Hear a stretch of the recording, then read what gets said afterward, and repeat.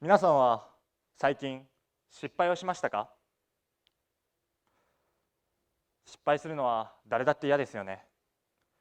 僕の場合は12年間短距離の選手として自分の体力の限界に挑んできたということもあり、何か新しいこと、難しいことにチャレンジするのが大好き。チャレンジすることで味わえるドキドキ感、ワクワク感、そして自分が頑張ってるっていう実感が大好きなんです。だからその分たくさん失敗を経験してきました。例えば幻の生物ユニコーンがいると聞いてラオスという国に一人で旅に出かけましたが、ユニコーンはおらず、それどころかホテルのおじさんにお金をぼったくられましたし、趣味のジョギングでは距離を伸ばそうと思って新しい道を開拓していたら完全に道に迷い膝を故障してしまいました。なんでこんなことになったんだろうなと思うことはしょっちゅうあります。ではどのようにしてそれらの失敗を乗り越えてきたのか。それは僕の失敗に対する考え方に秘訣があると思います。そしてそれは失敗した時こそ自分を褒めるなんです。失敗した時こそ自分を褒める。このような考え方を持ったきっかけが2年前のタイ・バンコクでの交換留学。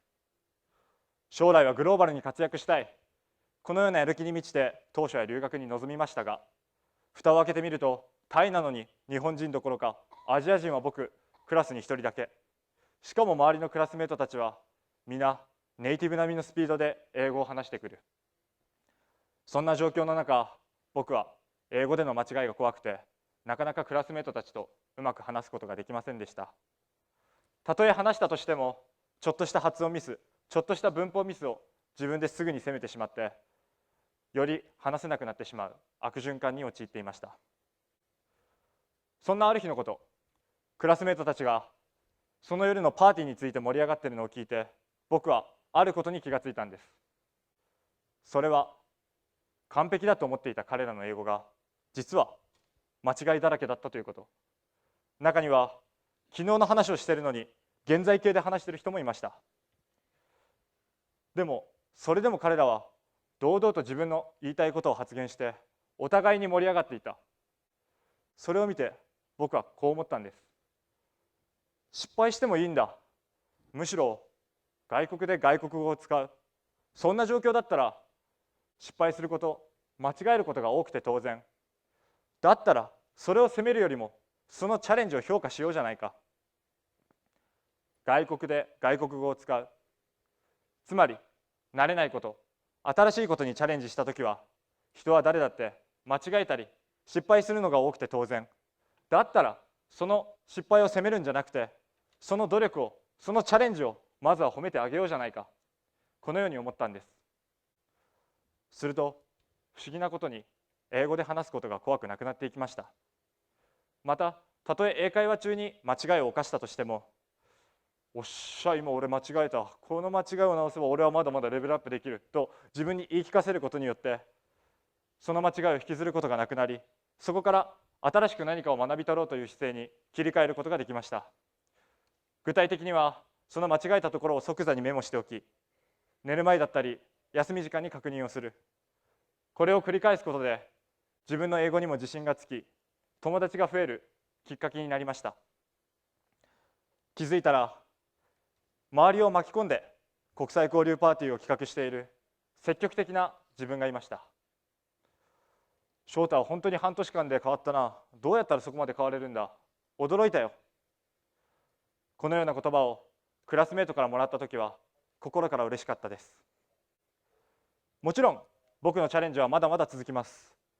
今僕が将来やってみたいと思っていることは、ビジネスの力を使って新しい教育の場を作り、それを運営していくこと。学生、教師、そして地域の3方向がそれぞれメリットを持てる三方よしの教育モデルを作り、それを世界にも広めていきたい。もちろんその過程には多くの失敗、多くの間違いがあると思います。でも僕はそれをマイナスには捉えません。なぜならばどんな失敗、どんな間違いだって最終的に成功してしまえば一つの経験、一つの学びとなるのです。だからこそ小さな失敗に一喜一憂することなく、そのチャレンジを評価していきたい。そして自分自身の大きな志をつかみ取りたいと思います。さて、今回の TEDx のテーマはファーストストーリー。ここにいる皆さん方も何か新しいことにチャレンジされる方多いと思います。その過程で何かにつまずいたり、何かに失敗したなと思った時は、自分を責めるのではなくて、まず自分を褒めてみてください。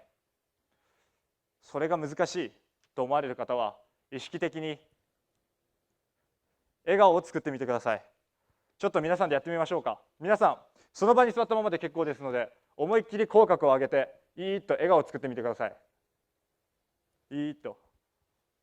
ちょっと緊張してますかね。ちょっと皆さんまだ緊張してますかね。まあでも、とにかく今度は笑顔を作ってみたら、少し胸を張って目線を少し高くしてみてください。お上手ですね。ありがとうございます。どうですか？皆さんちょっと前向きな気分になりませんか？形から入ることで気分が前向きになると思います。それを続けていけば考え方も少しずつ変わってくると思います。結果としてそれが次のチャレンジに対する前向きな姿勢につながると思います。ですので今皆さんがやったことをぜひ失敗したなと思ったときやってみてください。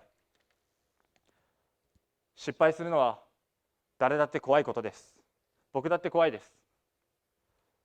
でも失敗こそがチャレンジをした、努力をしたという何よりの証だと思います。そして失敗しないことが重要ではなくて、失敗から何を学び、そしてそれを次にどうつなげるか、これが大事だと思います。だからこそ失敗した時こそ自分を褒めてみてください。僕もこの後は控室に帰った後、思いっきり自分を褒めて次のチャレンジを楽しみたいと思います。ありがとうございました。